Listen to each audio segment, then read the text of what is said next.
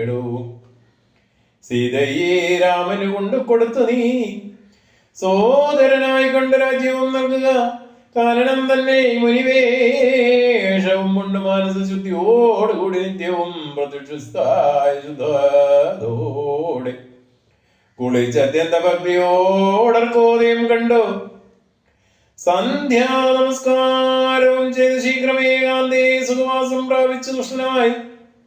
സർവവിഷയ സംഘങ്ങൾ കൈവിട്ടു സർവേന്ദ്രിയങ്ങളും പ്രത്യാഹരിച്ചുടൻ ആത്മനീ കണ്ടാത്മാനമാത്മന സ്വാത്മോദയം കൊണ്ട് സർവലോകങ്ങളും സ്ഥാവര ജംഗമാദികളായുള്ള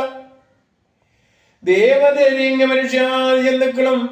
ദേഹമുദീന്ദ്രിയാദികളും നിത്യനാം ദേഹി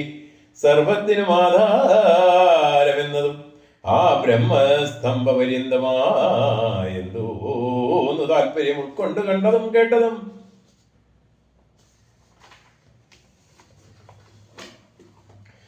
ഒക്കെ പ്രകൃതി എന്നത്രേ ചൊല്ലപ്പെടും സൽഗുരുവായി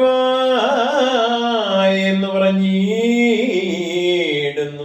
ഇക്കണ്ട ലോകവൃക്ഷത്തിന് അനേകത സർഗസ്ഥിതി വിനാശങ്ങൾക്കു കാരണം ലോഹിതേശത കൃഷ്ണാതിമയങ്ങളാം ദേഹങ്ങളെ ജനിപ്പിക്കുന്നതുമായ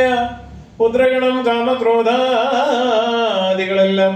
പുത്രികളും തൃഷ്ണാഹിംസാദികളോ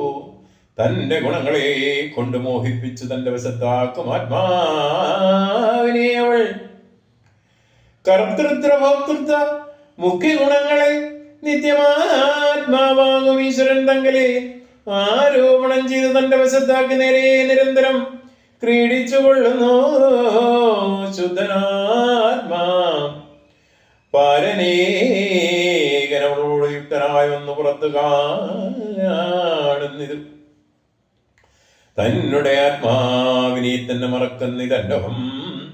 മായാഗുണവിമോഹത്തിനാൽ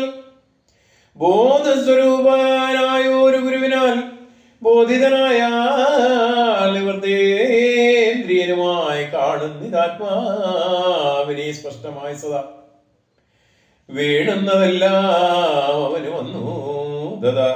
ദൃഷ്ട്വാ പ്രകൃതി ഗുണങ്ങളോട് ആശ വേർപെട്ട് ജീവൻ മുക്തനായി വരും ദേഹിയും നീയുമേവം സദാത്മാനം വിചാരിച്ചു മായാ